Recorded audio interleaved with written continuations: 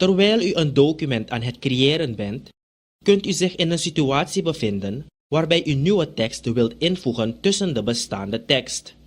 Als u na het typen van Walter heeft een grote blauwe boot besluit dat u de zin wilt wijzigen in Walter heeft een grote grijze boot, kunt u het woord blauwe gemakkelijk vervangen met het woord grijze.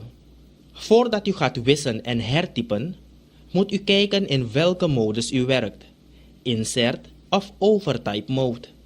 U kunt de insert of overtype mode knop op de statusbalk plaatsen door de rechtermuis klikken op de statusbalk.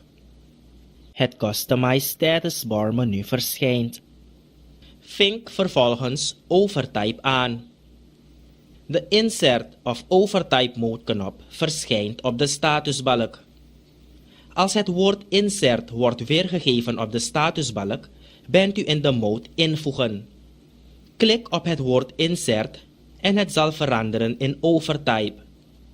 U merkt dat Word nu in Overtype mode is. Zorg ervoor dat u in Insert mode bent voordat u verder gaat. We gaan het woord blauwe tussen de woorden grote en boot inserten. Plaats de cursor na de spatie tussen de woorden grote en boot. Typ het woord blauwe in. Druk op de spatiebalk om een spatie toe te voegen. De zin luidt nu: Walter heeft een grote blauwe boot.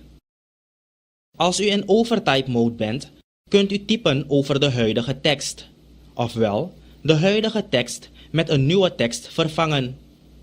Klik op Insert op de statusbalk. Het woord Insert verandert in Overtype. Verander het woord blauwe naar grijze. Plaats de cursor voor de letter B in blauwe.